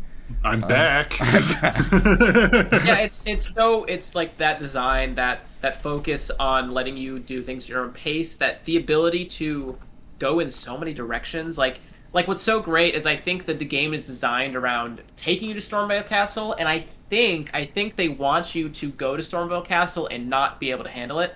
Although I don't think most people are doing that, but I think the idea is like you go to Stormvale Castle and you're like, fuck this, and then you go backwards, because as soon as you go back from Stormvale Castle, you see Southern Limgrave. And Southern Limgrave is like, to me, the easy mode, the easy tutorial mode of this game, where it's like there's a legacy dungeon there. There are like 3 sacred tiers there to upgrade your flasks like crazy. There's so much there. The boss And if is a you- joke. The boss is a joke. Like that is like the area you go before you do Stormvale. Some people don't because they push through Stormvale.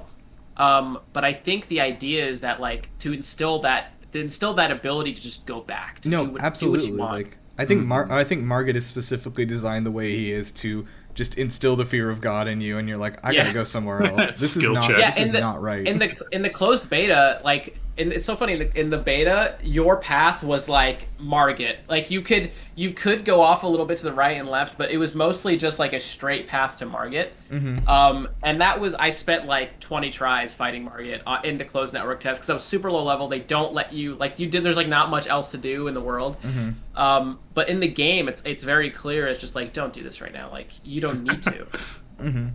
Yeah. God, I was gonna say something else, but I lost it. But like, yeah, I think I do want to say like I do have a few issues with the game, which I think we should also talk about. Like, I don't think the UI design is super intuitive. I've had I've of course we've all had the magnificent experience of hugging the lady and getting the debuff and everything, and then the game not indicating to you that has happened or what's happened to you.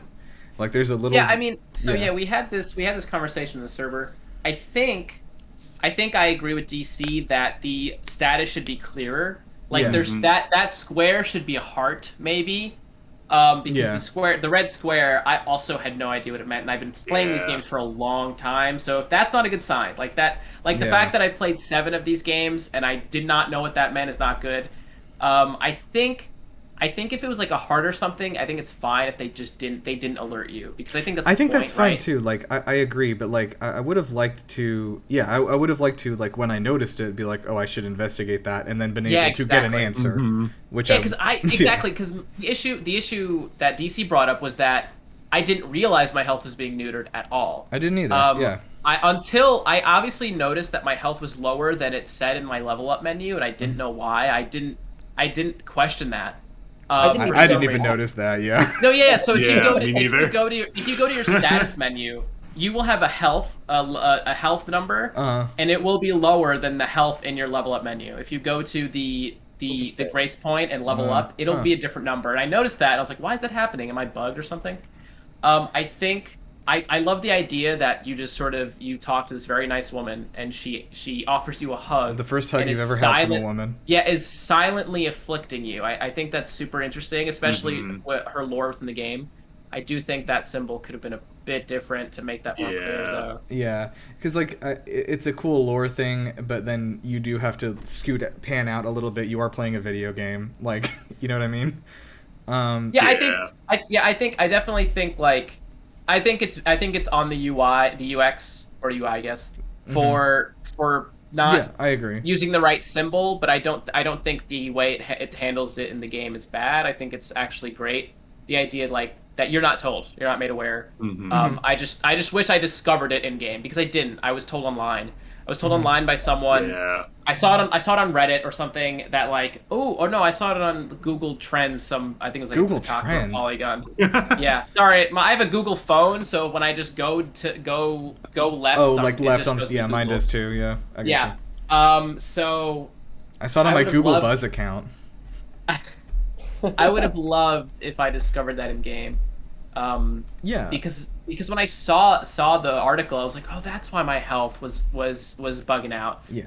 Um, There are a few things that are a little too cryptic. Like I think that I would have liked some sort of thing explaining, like how the weapon scaling works, stuff like that. Right. Things a little more intricate about the RPG systems, even if they're just like. So it's so funny. I'm used to the weapon scaling system, so I've never checked how the help menu helps you there. But if you can click like the pause button while you're in that menu, and you can select every single item in the inventory screen, Oh, okay. to see what each thing does. And I've had to do that because like if you go to your status, you can check what like immunity and robustness mean for certain status effects. So you try that when you jump in next time. It'll help a Okay. lot. Yeah. I do think the map issue is pretty annoying. I don't like that I can't open my map when I'm being attacked. I agree. Like Oh, I I don't hate that. I don't mind if I fucking eat shit while my map is open. That's fine. I know I know I did I- that to myself. I know Like, what I'm it's- doing from stuff. It's like it feels like not only is it annoying, but it actually feels antithetical to what From Software is about in this Yeah. sort of sense. Like you commit to a dumb action and you pay for it. That is Yeah. what these games like make Yeah. you feel.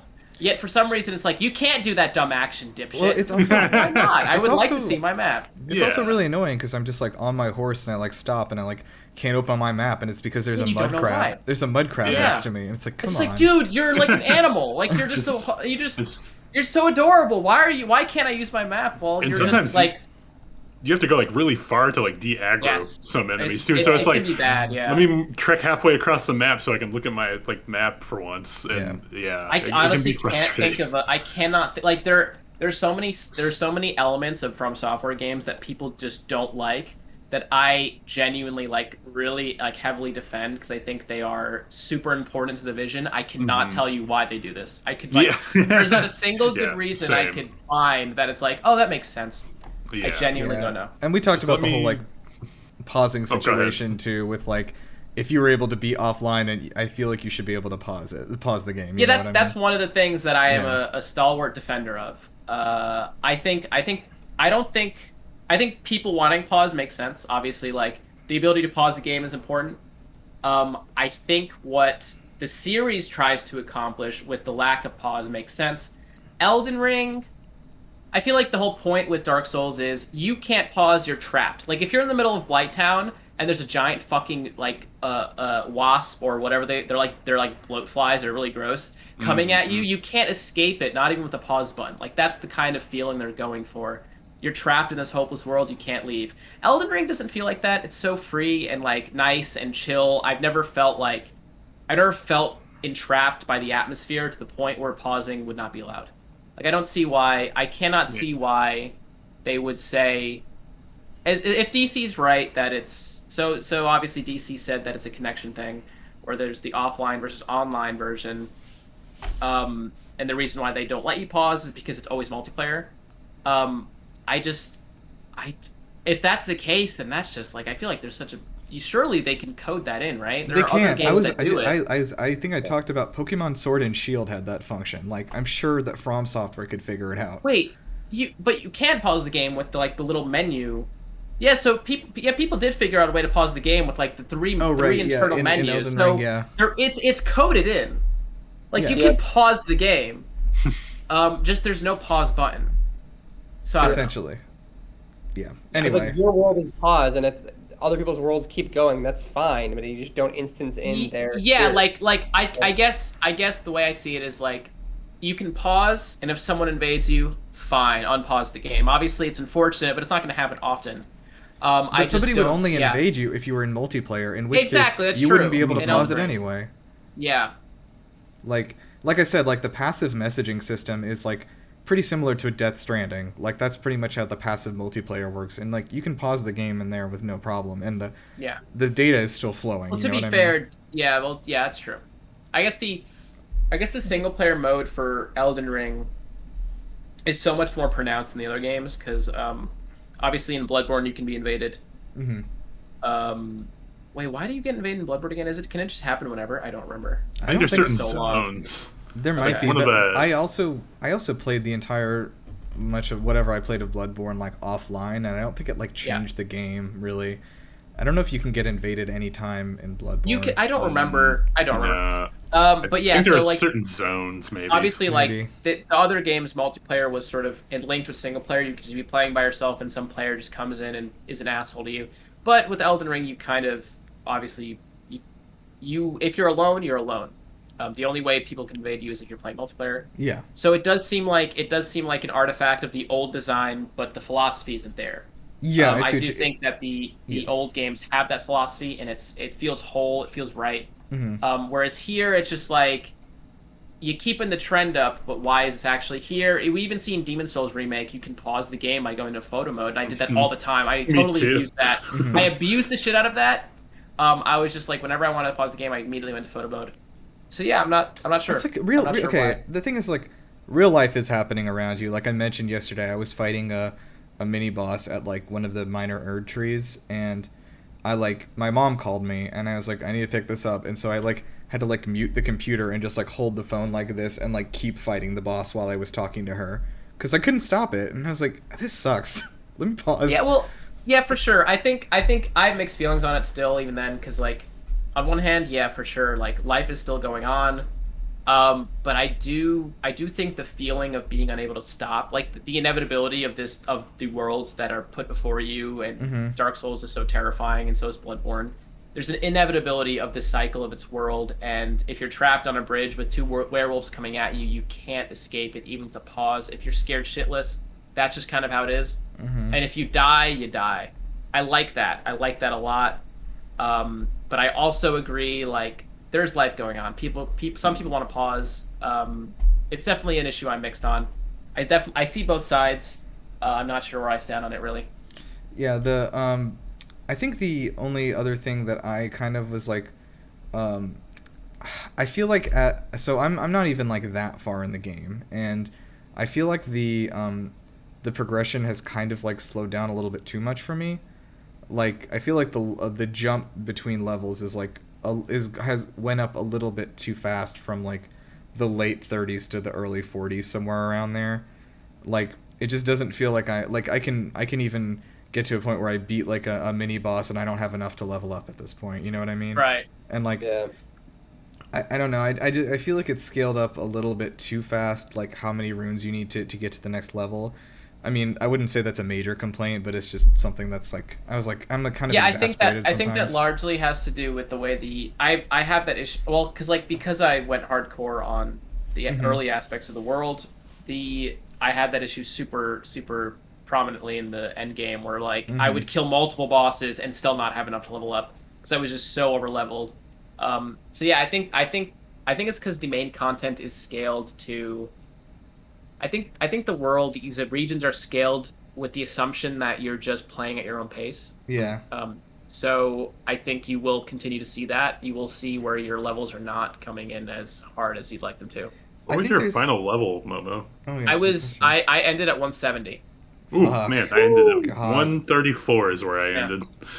Um, I ended very high. there are some games that do like a cap on level scaling, like the Fallout games is a good example because they do cap out like usually um like in Fallout 4 if you get to like level like I think it's like 75 or 80 the XP requirements cap out at that number and then just stay stagnant as you level up from there. Yeah. Because like by that point you're obviously a very dedicated player who's really far into the game, and it's like most people are not going to be playing the game this way this late in the game, you know what I mean? So it's like compensating for that by like, okay, like we understand that you're going to hardcore grind this anyway, like we're not going to make it overly difficult for you in the late game.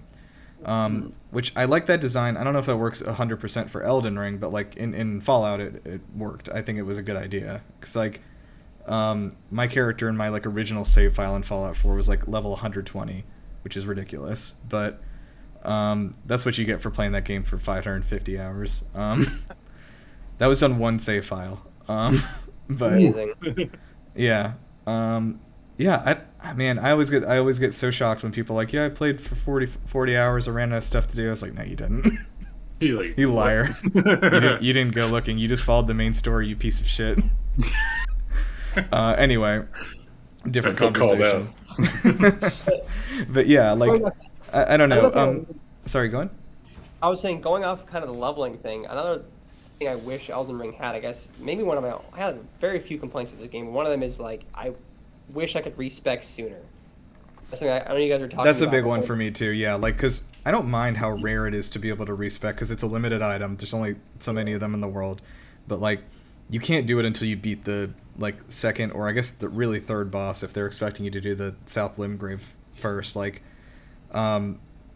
Like story-wise, like halfway through the game, basically. It's like, okay.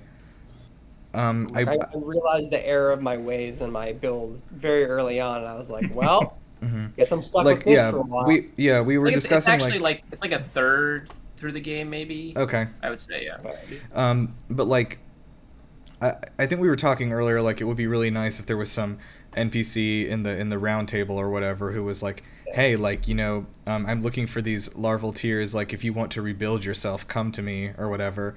And it's like, okay, so I'll keep an eye out, and like you run into a larval tear whenever you run into one, depending on where you go, and then just take it back to them it doesn't really matter where you are in the story. I think I agree with you. I totally agree with you mechanically, but the way they handle it in the lore is just so fascinating to me. The fact that you need a giant chunk of the Elden Ring to rebirth yourself. You need the Great Rune, Renala's Great Rune. I think that's so cool. That is like cool. You need it to reset yourself, to to bring yourself back. I love that. Yeah, because like each of the fragments of the Elden Ring is basically like an Infinity Stone, and like they kind of like come together. They each have like their own power basically, and they come together to make you God essentially. So it's like, yeah, I get the lore reason for it, but like but I definitely agree mechanically. Like, that would be nice. You're right. But I think the way they handle it in lore, makes it cool enough to where it outweighs the negative of that. One thing I keep talking about this. I'm sorry. This is the last one. One thing I do really like in I think Skyrim does this too, and in Fallout 4, is that you play through the tutorial, and then it asks you right before you step in the open world, like, do you want to respec your character? Are you happy with these stats? Oh, I remember that. Yeah, and then you can just change whatever you want, and before you head outside.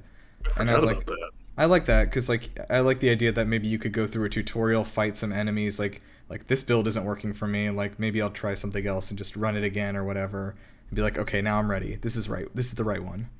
Can I just say I love? You just delete your character and make a new one. I was Coward. I was just thinking that. Can I just say I love that you are constantly comparing Elden Ring to anything Bethesda you can possibly do. So it's just so on point for the Todd Howard, the second Todd Howard. I mean, like I think it would be like incorrect to try to assume that Skyrim didn't influence this game in some major ways, but like, I mean, there's literally mud crabs in it. They're literally imported assets from Skyrim.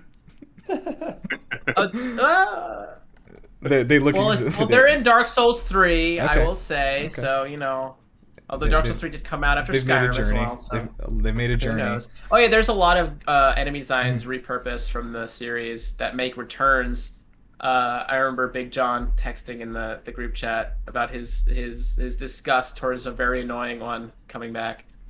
Oh, That's I was cool. talking about I too. like that. I like when weird stuff returns. Like Yeah. in is there anything like this? Like maybe something from the original Demon Souls that has like come back for the first Yes. time? Absolutely. That's Well, awesome. so they always there's a like concept that has been repurposed Mm-hmm. in Dark Souls 3. It was repurposed in Dark Souls 3. And then it was also brought back in in Elden Ring.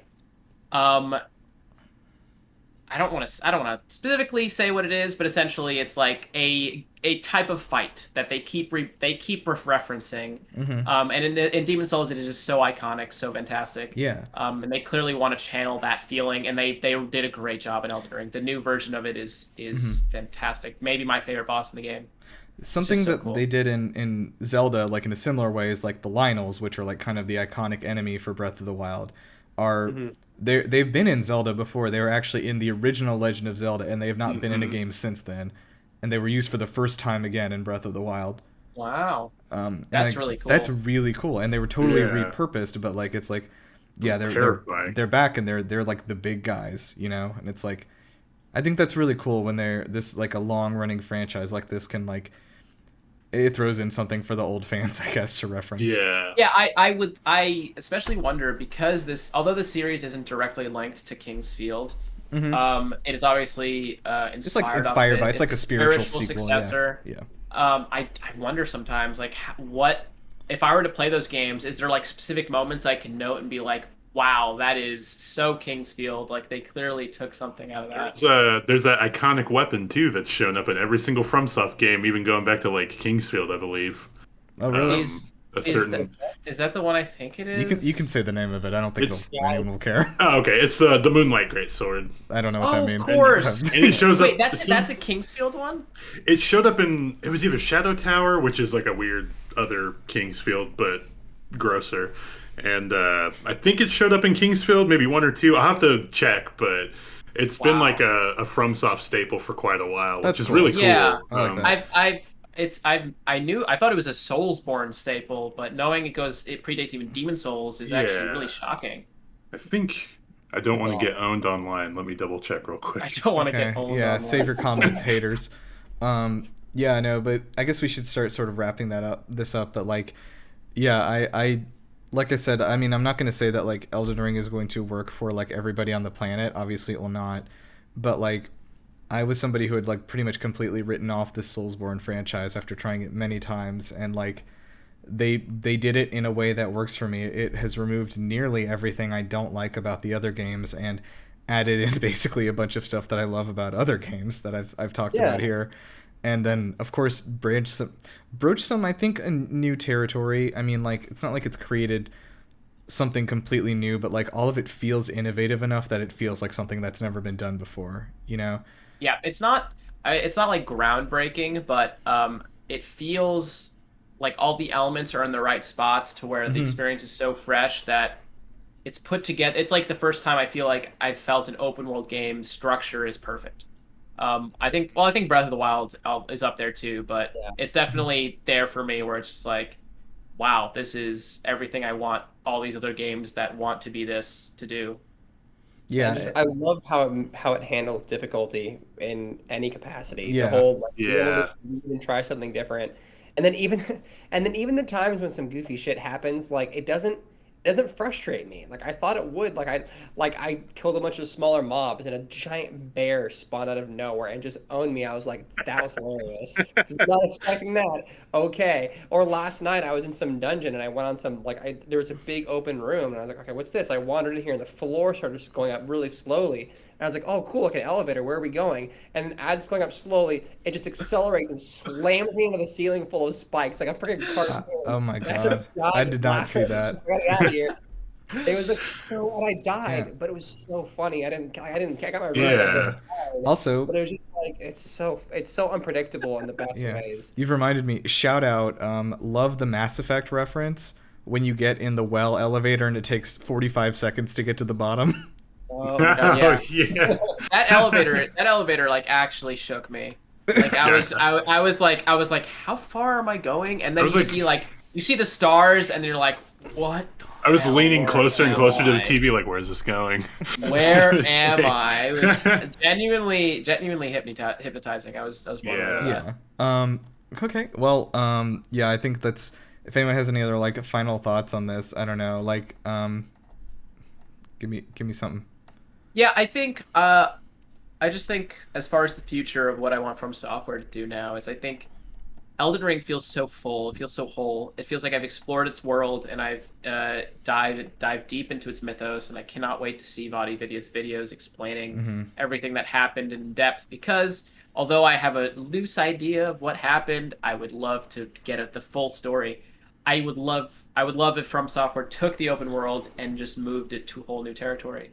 Because obviously Elden Ring's familiar. It's high fantasy. It has like those sort of Dark Souls style, dark fantasy sort of things. Mm-hmm. I would love for I think the true groundbreaking thing that From Software could really do is to take us to a whole new mythos of like a whole new style of with a whole new architecture, just blow our minds with something like they did with Bloodborne, where it was like they had the Dark Souls style and then they just took it to a whole new world and it was like, wow, this is magical. So I yeah, really want them to do that. Colorful. you Color? color. You've brought up How about Happy Souls? We can have like Happy Souls. we can have just like Light we can have a bunch Souls. of like cute bears and yeah. But So still, this is hard. So really, Yeah, it really exactly. lures you into the false insecurity. Yeah. Yeah. It sounds real poetic. I think I think Vaporwave you've, Souls. yeah. So I think you brought up a good point though about like what they're gonna do from here, because like obviously they're working on the Elden Ring DLC right now, which I can almost Hope so. I mean they've Seems made like it. they've made DLC for everything except Sekiro, right? Like Sekiro and Demon Souls did not have DLC. Demon Souls didn't either. Yeah, they're gonna make DLC for this, I think. I don't I think see so any way. too.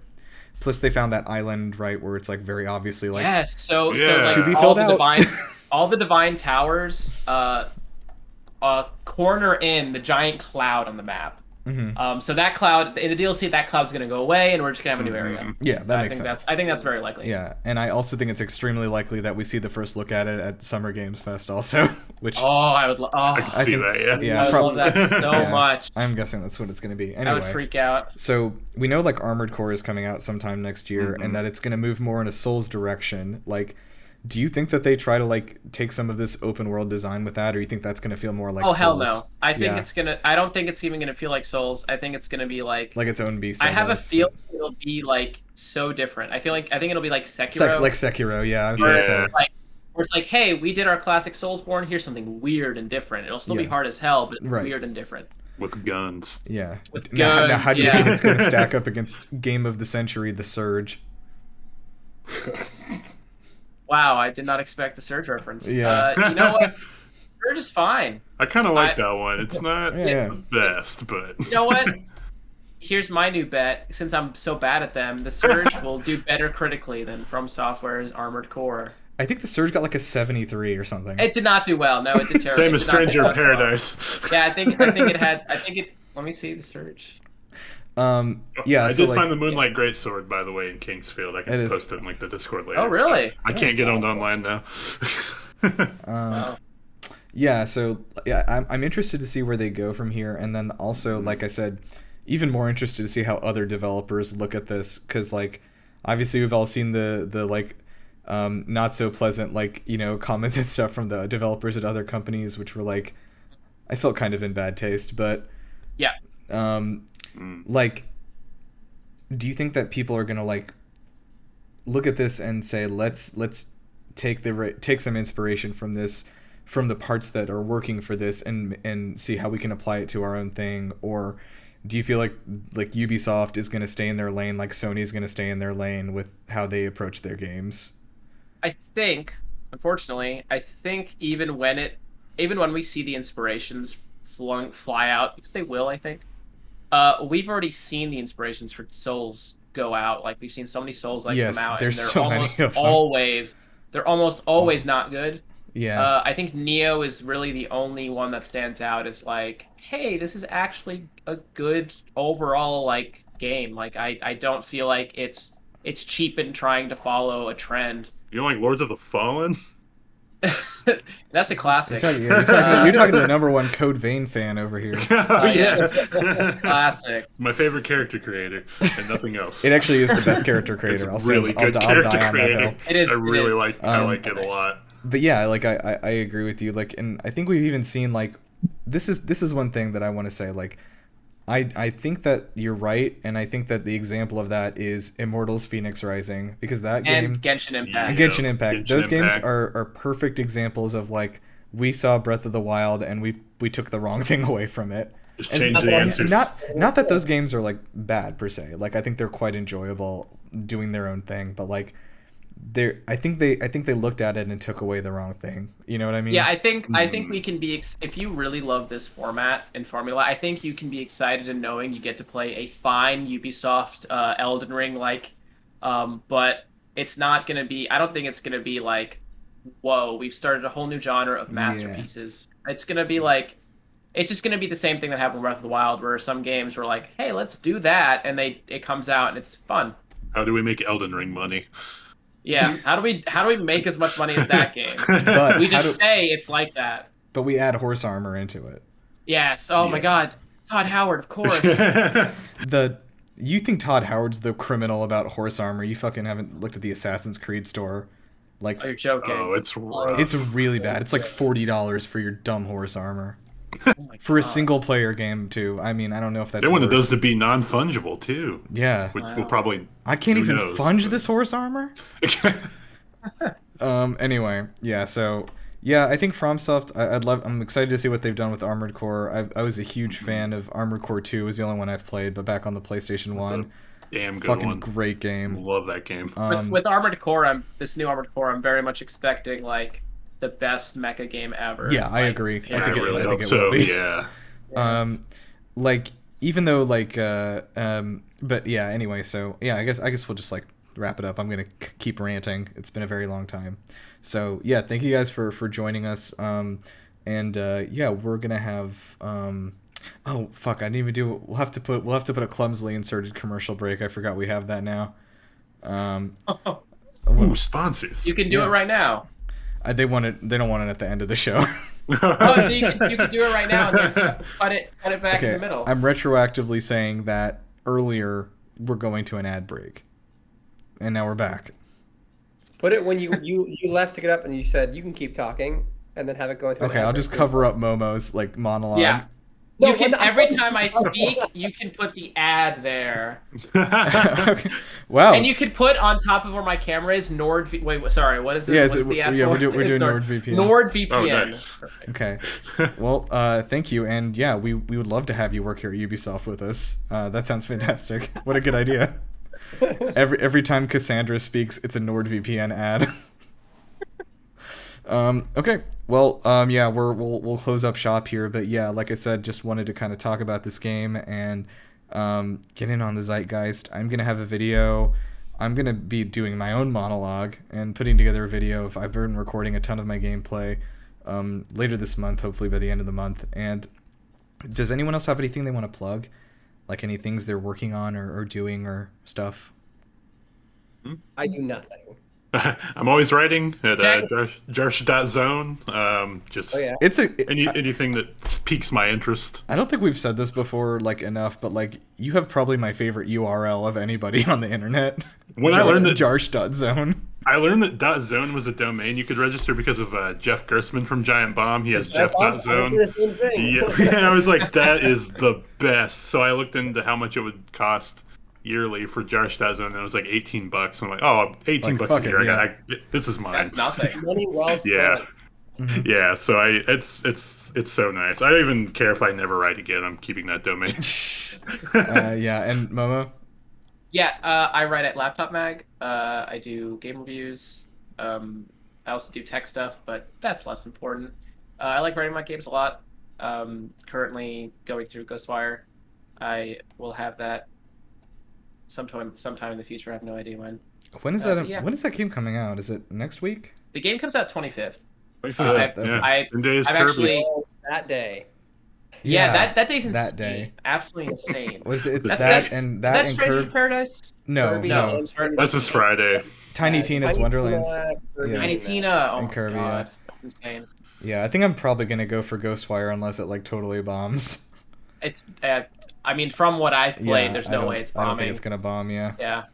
No We're way. gonna get Aerith that 100 she wants so desperately. Oh yeah. Okay, well, thank you guys for joining us. Like I said, and yeah, we'll stay tuned for more coverage of your favorite FromSoft games, which will surely happen here. I'll be there. Yeah, we haven't done a Sekiro episode yet, actually, so we definitely will go back and do that, and Momo will be there. I shall. Okay, all right, thank you guys. Bye. you. All right. All right, I'm stop the recording.